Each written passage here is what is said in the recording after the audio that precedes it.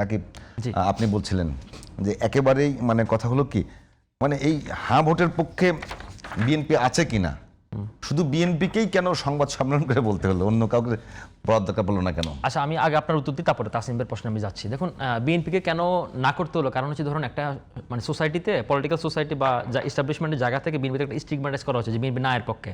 আর বিএনপির কিছু অ্যাক্টিভিস্টরা শুরুতেই যখন আসলে কি আমি বলতেছি নাকি বাস্তবতা কিছু আছে? না, বাস্তবতা আছে, আমি সেটা দিয়ে যাচ্ছি। যখন মানে হানার জুলাই সনদ সাইনের পর হানার প্রশ্ন উঠলো এবং এনসিপি যেহেতু সাইন করে নেয়, তখন বিএনপির কিছু অতি উৎসাহী অ্যাক্টিভিস্ট, দলের কমান্ডে হয়েছে বলে আমার মনে হয় না, কিছু অতি উৎসাহী অ্যাক্টিভিস্ট কিন্তু সোশ্যাল মিডিয়াটা প্রচার করেছিল যে আমরা নায়ের পক্ষে। এই কারণেই এটা বিরাট ক্যাম্পেইন হয়েছিল, ছোট করে না। আমি বলতেছি এটা কিন্তু অফিশিয়ালি বিএনপির পেজ থেকে হয় নাই। এটা হয়েছিল কি কিছু অ্যাক্টিভিস্ট তার নিজের স্বপ্রণোদিতভাবে করেছে বা বিএনপি সমর্থিত কিছু লোকজন করেছে।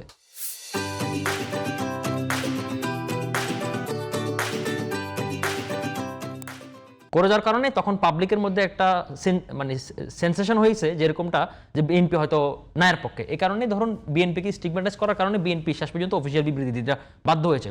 এই স্টিগমা হইল না, এটা বাস্তবতা আছে। আচ্ছা, আমি বলি, এটা অফিশিয়াল কেউ তো করে না, এটা অফিশিয়াল কেউ করে না। গেল বডি ল্যাঙ্গুয়েজে কোন জায়গায় বা চলাফেরা কোন জায়গায় এরকম হয়েছিল? না, ব্যাপারটা হচ্ছে ধরুন এখনো কিন্তু ধরুন আপনার নির্বাচনের ওভারঅল প্রচারণা কিন্তু শুরু হয়নি, আপনার প্রতীক মার্কা নিয়ে কিন্তু এখনো প্রচারণা শুরু হয়নি। তো আপনি it's too early two comment, আপনি এখনই কমেন্টস করতে পারেন না বিএনপির পক্ষে নাকি বিপক্ষে, কারণ 20 তারিখের পরে আপনি মার্কা নিয়ে আপনি তখন প্রচারণা শুরু করবেন।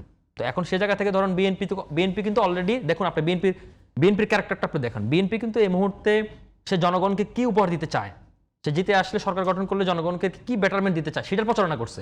এতদিন সে 31 দফা করছে, এখন কিন্তু সে 31 দফা করতেছে না, এখন কিন্তু সেখান থেকে শর্ট আউট করে ফেলছে।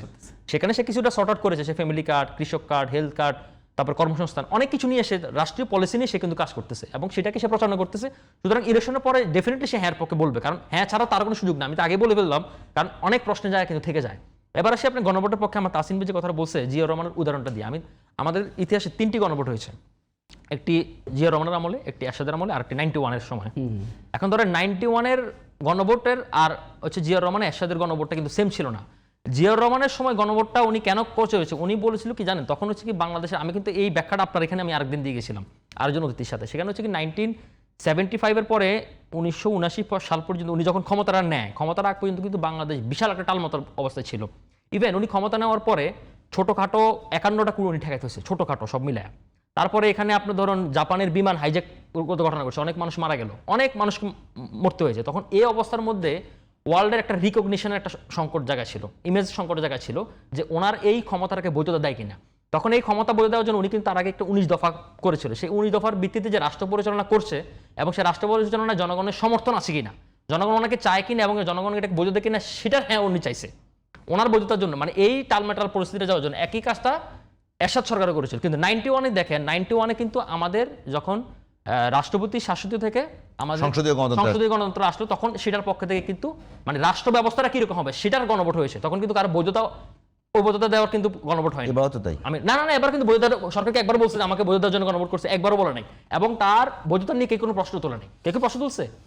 এটা আমলি তুলতেছে, পেশিবাদ আমলি তুলতেছে, অন্য কে তুলতেছে, কিন্তু আমরা অনেক আইনজীবী এখন পর্যন্ত বলছে যে ওই অনেক আইনজীবী অনেকে বলছে এটা বিচ্ছিন্ন, কিন্তু ধরেন আওয়ামী লীগ থেকেই বলে, হ্যাঁ আমি কিন্তু বিচ্ছিন্ন, সেটা বিচ্ছিন্ন, কিন্তু আপনার একেবারেই দলের ম্যান্ডেট থেকে বা রাজনৈতিক স্টেক হোল্ডার ম্যান্ডেট থেকে কিংবা পেশিবাদ বিরোধী যে ঐক্যের ম্যান্ডেট থেকে এখন পর্যন্ত অফিসিয়ালি কেটে বলছে আপনি কাকে অভিযোগ করতে পারবেন, কাকে আপনি অভিযোগ করতে পারবেন না। সুতরাং এই সরকার বৈধতা নিয়ে কিন্তু প্রশ্ন তোলে না। সরকার এখন হচ্ছে ধরেন এই গণভোটটা কেন করতেছে যে আগামীর রাষ্ট্র ব্যবস্থা সে কিরকম দেখতে চায়, আগামীর বাংলাদেশটা কিরকম দেখতে চায়, যেখানে তো ওই আমি 91-তে ফিরে যাই, 91-তে কিন্তু নায়ের ক্যাম্পেইনও ছিল, অনেকে কিন্তু নায়ের ক্যাম্পেইন করেছে। এখন আপনি দেখুন এই সরকার যে আপনি বলছেন যে বায়োস্কোপ দেখাই করতেছে, কিন্তু সরকার বারবারই একটা কথা বলতেছে তোমরা হ্যাঁ পক্ষে ভোট দাও, হ্যাঁ পক্ষে দাও। কেন তুমি হ্যাঁ পক্ষে দিবা, কেন তোমার হ্যাঁ পক্ষে দেওয়া উচিত, এটার কিন্তু ক্যাম্পেইন আমার চোখে পড়ে নাই। ওই আমাকে তাসিম ভাই আপনার চোখে পড়ে নাই, হ্যাঁ তাসিম ভাই বলতেছে আমি নাকি ঘুমাইছিলাম, কিন্তু আপনি দেখেন আমি গাটাগাটি 3-এর 2 দুইজনের চোখে পড়লে আপনার চোখে পড়ে না।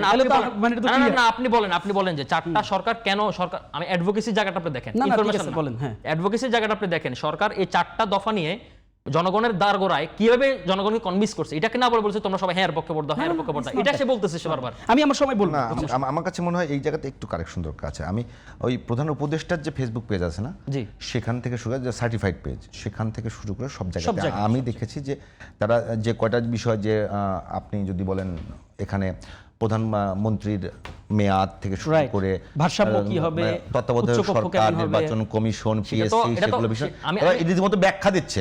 একদম ব্যাক রাইট ওটা এখন হার পক্ষে গেল। আরেকটা জিনিস আমি বলি আপনাকে, দেখুন আরেকটা হচ্ছে কি, ধরুন সরকারের বৈধতা নিয়ে যে উনি একটা কথা বললো, আমি এই প্রসঙ্গে একটা কথা মনে পড়লো। আমি বৈধতা নিয়ে কোনো না না না মানে সরি আপনি বলুন নাই, মানে যেটা বলতেছিলেন যে কেউ কোনো আইনজীবী প্রশ্ন তুলতেছে, তাই না, বিচ্ছিন্ন ভাই বলতেছি। হ্যাঁ বিচ্ছিন্ন হবে। তো সেই জায়গা থেকে দেখুন, আপনি কিন্তু গত কয়েক মাস আগে কিন্তু জামাতপন্থী কিছু আইনজীবী বা জামাতপক্ষে কিছু লোকজন কিন্তু বারবার বলতেছিল যে 106 বৈধ কিনা। টকশোতে এসেও কিন্তু বলছে যে 106 কিন্তু বৈধ কিনা, 106 কে এই 106 কি পারমিট করে কিনা। আরেকটা বিষয় হচ্ছে, ধরুন আপনি জুলাই সনদকে আপনি সাইন করার পক্ষে পাশ করার জন্য হ্যাঁ ভোট চাচ্ছেন, কিন্তু আমার পাশে তাসিন ডিয়াজ ভাই বসে আছেন, তার দল এনসিপি কিন্তু এখন সাইনই করে নাই। তো আপনি সাইন না করে আপনি আবার হ্যাঁ পক্ষে ভোট চাচ্ছেন, এটা কেমন কন্ট্রাডিক্টরি হয়ে গেল না? একটা আমি একটা বলি, আর দেখুন জুলাই সনদ যদি সাইনও হয়, এটার বাস্তবায়ন নিয়ে কিন্তু আমার যথেষ্ট পরিমাণে সন্দেহ আছে। আমি একটা উদাহরণ আপনাকে দিই। এই জুলাই সনদের 22 নম্বর ধারায় বলা আছে যে মিনিমাম 5% নারী আপনাকে সরাসরি দিতে হবে। এটা কিন্তু বিএনপি, জামাত কেউ কিন্তু এখন পর্যন্ত মানে কেউ পারেনি। আমি বলতেছি এটা কিন্তু আমি কারো পক্ষে বলতেছি না, কিন্তু প্র্যাকটিক্যাল গ্রাউন্ডে আপনাকে বলছি। আমি এটা শেষ করি 30 সেকেন্ডে। সেটা হচ্ছে ধরুন, শেষ করেন, হ্যাঁ, আমি সমস্যা শেষ করছি। বিএনপি হচ্ছে ধরুন যে প্রার্থী দিয়েছে তার 3.4% হচ্ছে কি বিএনপি প্রার্থী দিয়েছে। জামাত একজন নারী প্রার্থী দেয় নাই, তার দাঁড়িপাল্লা থেকে একজন সিঙ্গেল প্রার্থীও দেয় নাই। সুতরাং সেটা আগে এটা ব্রেক করলো, সাইন করার আগে তো সেটা ব্রেক করে ফেললো। তারপর আপনি দেখেন এনসিপি কিন্তু 44-এর তাদের এখন 40 জন প্রার্থী, 42 জন বৈধতা পেয়েছে, আর 2 জন পেয়েছে কিনা আমার এখন জানা নাই, কিন্তু তারা কিন্তু 3 জন দিয়েছে, মানে অলমোস্ট তারা 15% দিয়েছে। কিন্তু আপনি দেখেন তারা যখন প্রথমে 125% হচ্ছে কি 125টা টাকা যখন প্রার্থী দিয়েছিল, সেখানে তাদের টোটাল নারী ছিল 11.2%।